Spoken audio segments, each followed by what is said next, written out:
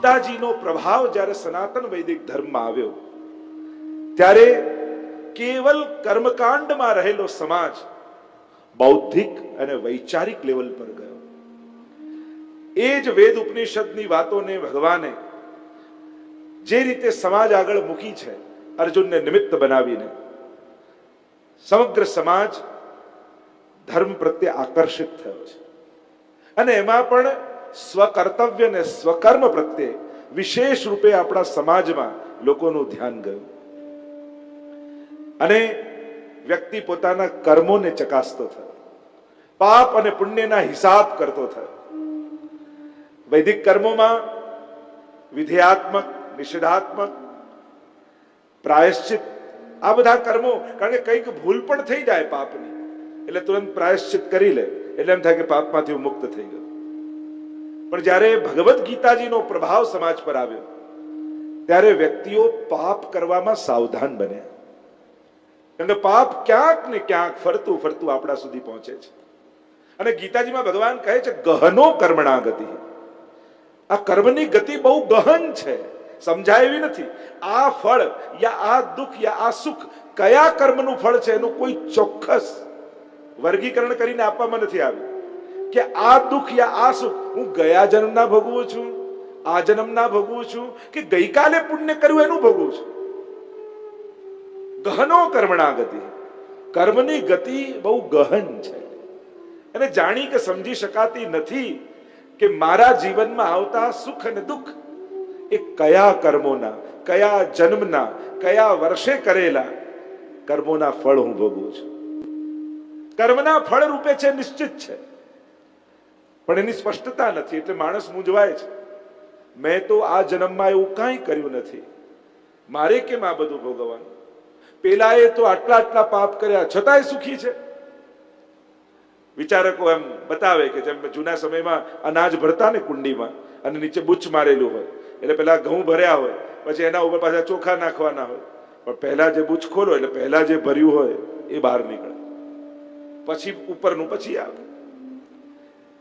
ઘણા આગળ જે ચર્ચા આપણે કર્મની કરીશું. આ 700 શ્લોકોની ભગવદ્ ગીતા જેમાં 574 શ્લોક સ્વયં ભગવાન બોલ્યા છે, 84 શ્લોક સંજય બોલ્યા, અર્જુન બોલ્યા છે, 41 શ્લોક સંજય બોલ્યા છે અને 1 શ્લોક ધૃતરાષ્ટ્ર બોલ્યા છે. અને 700 શ્લોકોમાં ભગવાને સર્વ શાસ્ત્રોનો સાર આપણને સહજમાં પીવડાવી દીધો છે. કર્મણ્યેવાધિકારસ્તે મા ફલેષુ કદાચન. કર્મમાં તારો અધિકાર, તારી સ્વતંત્રતા છે. ભગવાન બાંધતા નથી, છોડે છે. આપણને એમ લાગે કે ઓ બંધાઈ ગયા, ના, કર્મમાં સ્વતંત્ર બનાયા છે. કર્મણ્યેવાધિકારસ્તે, કર્મમાં તારો અધિકાર છે. તારે જ નક્કી કરવાનું છે કે શું કરવું છે. તે નક્કી કરેલું તારે ભોગવવાનું છે. તું આરોપ મારા પર ન મૂકીશ. આપણા બધાની તકલીફ એ છે કે ભગવાન અહીંયા પોતાને સેફ કરી રહ્યા છે. કરે છે તું, નક્કી તું કરે છે, કર્મ તું કરે છે અને પછી મારા પર આરોપ મૂકે છે કે ભગવાને મને આ કર્યું. ના, તારા જ કર્મો ફરીને તને આવે છે. અને જ્યારે તારી કર્મ કરવામાં સંપૂર્ણ નિષ્ઠા થાય, ભગવાન પાછળ સાવધાન પણ કરે છે કે એમની કે કર્મ કરવામાં તારો રસ ન રહે, અકર્મણી થઈ જાય, એમ પણ ન થવું જોઈએ. કર્મ તો કરવાનું જ છે. એટલી શ્રેષ્ઠતાથી કર્મ કર કે ફળ તારા સુધી પહોંચવા માટે પરાધીન બની જાય. જેની નિષ્ઠા કર્મ કરવામાં સંપૂર્ણ હોય. એટલે આમ કહેતા ને કે ખેડૂત, બપોરનો સમય હતો, જેઠ માસ હતો ને એક બળદ એટલો ગરીબ અને એક બળદ, બે બળદ પણ નહીં ને પોતે બળદની જગ્યાએ જોડાઈ ગયો અને ખેડી રહ્યો હતો ખેતર. ભર બપોરનો સમય, ઉનાળાનો સમય, જેઠ માસ, પરસેવે રેપ જેબ છતો એક ખેડૂત, એક બાજુ બળદ છે, બીજી બાજુ ખેડૂત છે, હળ જોતી રહ્યો છે ને દાણા વાવી રહ્યો છે. ઉપરથી બે વાદળ નીકળે. એક વાદળે બીજા વાદળને કહ્યું કે જો પેલો ગરીબ ખેડૂત આટલી બધી મહેનત કરે છે પણ એને ક્યાં ખબર છે કે આ વર્ષે આપણે અહીંયા વરસવાના જ નથી. બીજાએ કહ્યું અરે એને કહી તો દઈએ આપણે કે આટલી બધી મહેનત કરે ને કરતા બીજું કોઈ કામ કરે, કારણ કે આટલી મહેનત કરે ને કઈ વરસવાનું ન હોય, ઉગવાનું ન હોય, તેની આખી મહેનત નકામી જાય. બીજાએ કહ્યું ઠીક છે આપણે કહી દઈએ તો એ બીજા કોઈ કામમાં લાગી જાય. ત્યારે પેલા વાદળે ખેડૂતને ઉભો રાખીને કહ્યું, સાંભળ ખેડૂત, તું આટલી જે મહેનત કરી રહ્યો છે તને અમે સૂચના આપીએ છે કે આ વર્ષે અમે અહીંયા વરસવાના જ નથી, એટલે તું તારું આ કામ છોડી અને બીજા કોઈ કામમાં લાગી જા. ત્યારે ખેડૂતે કહ્યું, વરસવું ન વરસવું એ તમારા ઉપર છે, એ તમારું કામ છે. હું ખેડૂત છું, ખેડવાનું મારું સ્વકર્તવ્ય છે અને હું મારું કર્તવ્ય નિભાવું છું અને નિભાવતો રહીશ. તમે નક્કી કરજો વરસવું કે નહીં. ત્યારે બીજા વાદળે એકબીજા વાદળને કહ્યું કે આનાથી શ્રેષ્ઠ જગ્યા વરસવાની બીજી કોઈ નહીં મળે, લાવ આજે અહીંયા જ વરસી જઈએ. તમારી સ્વકર્તવ્યમાં સંપૂર્ણ નિષ્ઠા હોય છે ત્યારે ભલે કર્મના સિદ્ધાંતો એમ કહેતા હોય કે ફળ બંધાયેલું છે, પણ પરમાત્મા પણ કર્મના સિદ્ધાંતોમાં ફેરફાર કરીને વરસવા તૈયાર થઈ જાય છે. કારણ કે કર્મમાં તારી સંપૂર્ણ નિષ્ઠા છે, ત્યાં જ તારું ફળ બંધાઈ જાય છે. ફળ આધીન છે ત્યારે તમે કર્મ કરો છો ત્યારે. અને એટલા માટે મનુષ્યએ કર્મ કરવામાં અતિ સાવધાન રહેવું. કારણ કે આ કર્મની ગતિ એવી છે, ક્યાંથી શરૂ થાય ક્યાં એનો અંત આવે કયા જાણે ક્યારે. આપણે ભાગવતમાં પણ એવો પ્રસંગ આવે છે કે જ્યારે માંડવ્ય મુનિને મળવા માટે આવે છે અને યમરાજ લેવા આવે છે. રાજા એને મારવા જાય છે અને કહ્યું કે રાજા મારવા ગયા પણ મર્યા જ નહીં. થયું કે આ તો ભૂલથી બીજા કોઈને પકડીને લઈ આવે, આમનો તો મૃત્યુયોગ જ નથી. ત્યારે યમરાજને બોલાવે છે માંડવ્ય મુનિ અને કહે છે કે મારો મૃત્યુયોગ નતો છતાંય મારા ભાગ્યમાં આવું કેમ લખ્યું. ત્યારે યમરાજ યાદ કરીને સ્મરણ કરીને કહે છે કે તમે નાના હતા ત્યારે કીટક હતો, એને તમે સોય ભોકી દીધી હતી, સળી ભોકી દીધી હતી. ત્યારે માંડવ મુનિ કહે કે અભૂત અવસ્થામાં થયેલું કર્મ એના ફળ તો સ્વપ્નમાં ભોગવાઈ જતા હોય છે, એના પ્રત્યક્ષ ભોગ નથી થતા. પછી તમે કેમ આમ કર્યું? હું તમને શ્રાપ આપું છું, તમે દાસી પુત્ર રૂપે પ્રગટ થશો. અને કહેવાય છે કે એમના શ્રાપથી એ યમરાજ વિદુરજી તરીકે એમનો જન્મ થયો છે. કર્મની ગતિ ક્યાં ફરે છે, કયા કર્મો ભોગવવા પડે. જો ઘણા કર્મો એવા હોય, તમે એફડી કરો 5 વર્ષે પાકે તો એનું ફળ તમને 5 વર્ષે મળે, પણ કોઈ ગેસ ઉપર વાસણ ચડાવ્યું હોય અને એને જઈને હાથથી પકડો, તુરંત દાજી જાઓ, તુરંત ગરમાટ લાગે ને. ઘણા કર્મો એવા છે એના ફળ અમુક જન્મો પછી મળે, ઘણા કર્મો એવા છે થોડા સમય પછી મળે, ઘણા કર્મો એવા છે કે તુરંત મળે. કર્મનું સિદ્ધાંત નામની જે પુસ્તકમાં પણ ઘણી બધી ચર્ચાઓ કરીને કે કર્મ સમાપ્તિ કઈ રીતે, તો 3 પ્રકાર બતાવ્યા: સ્વ ઈચ્છાએ, અનિચ્છાએ અને પરેચ્છાએ.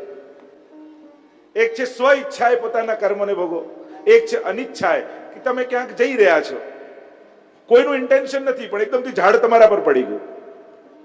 હવે આમાં કોઈનો વાંક નથી ને કોઈની ધારણા નથી, કોઈની ઈચ્છા નથી તમને દુઃખ આપવાની, પણ તમારા જીવનમાં દુઃખ લખાયેલું હતું એટલે આવી ઘટના ઘટી ગઈ. એમાં ક્યાંય કોઈનું ઇન્ટેન્શન નથી, અનિચ્છાએ ભોગવું. એક પરીચ્છાએ,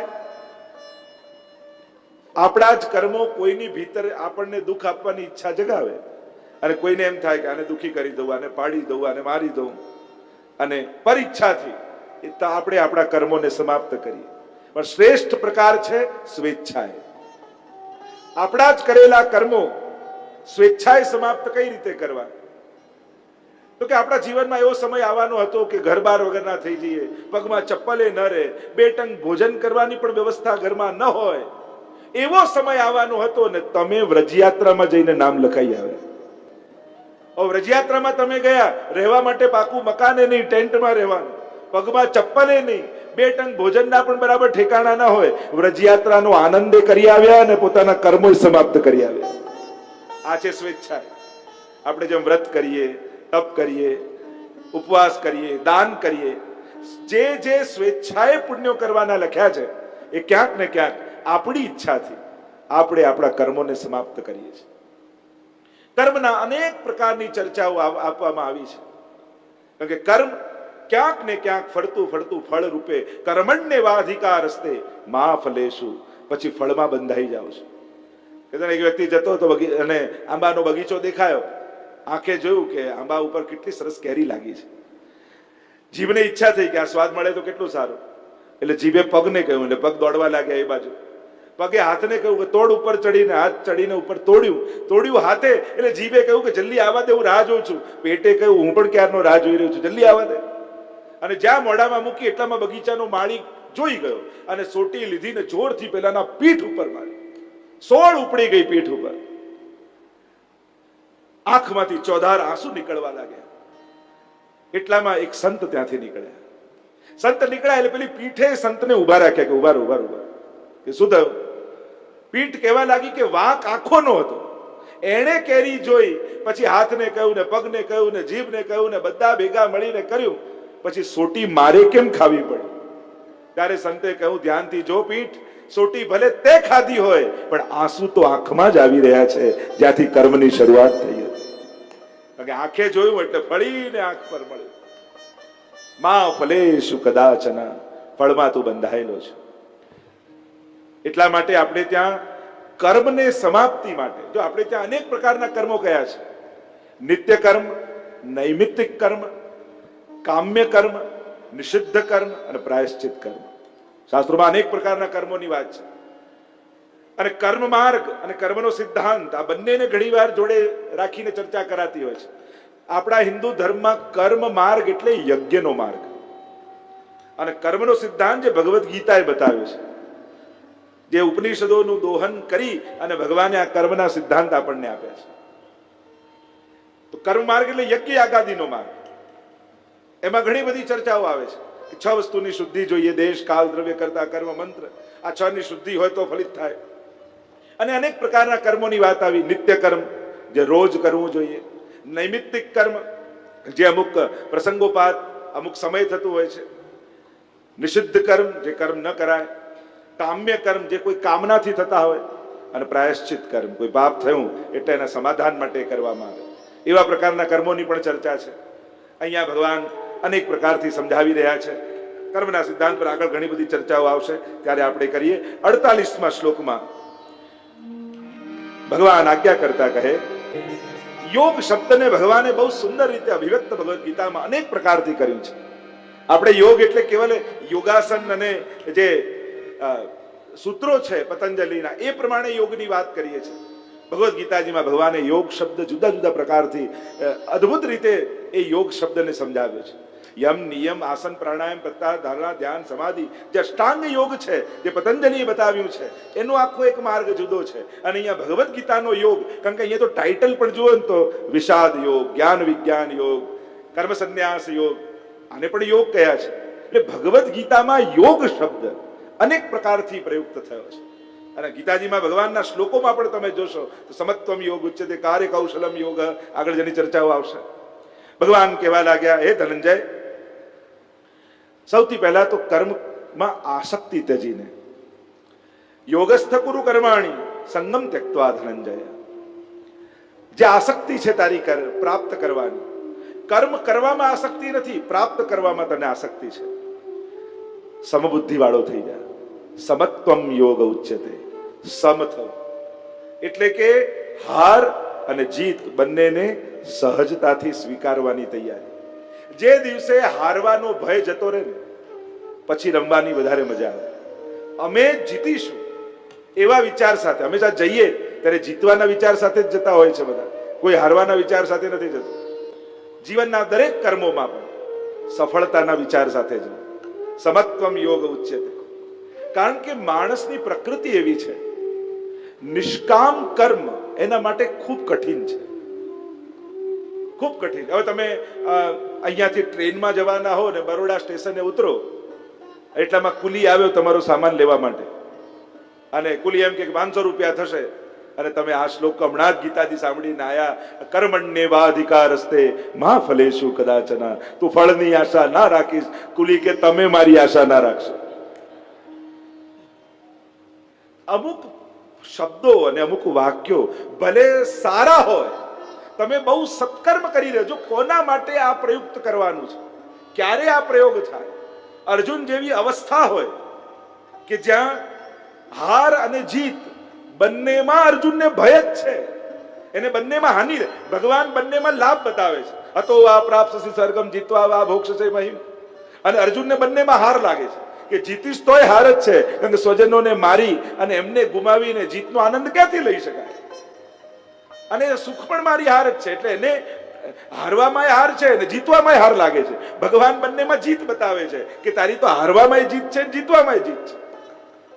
આવા અવસ્થામાં ભગવાન સમત્વમ યોગ ઉચ્યતે, એને એના લેવલથી ઉપર લઈ જઈ અને સમ કરે છે, અને પછી જીતવાની આગળ વાત કરશે. જો કોઈ ખાડામાં પડ્યો તો એકવાર બહાર લઈ જઈએ, પછી એને એના સ્થાન પર બેસાડી. એમ અર્જુન અત્યારે માનસિક રૂપે ખાડામાં, એના વિચાર ખાડામાં જતા રહ્યા છે. એટલે સૌથી પહેલા એને લેવલમાં લાવવાનું છે. સમત્વમ યોગ, હાર અને જીતની ચિંતા ન કરીશ, બંનેમાં સમ થઈ જાય. અને સમત્વમ યોગ ઉચ્ચતે, એ જ યોગ કહેવાય. અને જ્યારે સમભાવ આવશે, જો ગમે તેટલું સારું સત્કર્મ હોય, પણ એ સત્કર્મ કામ કઈ જગ્યાએ કરો છો એમાં જ સારું બને. ગમે તે જગ્યાએ તમે એને ઉપયોગ કરી દો.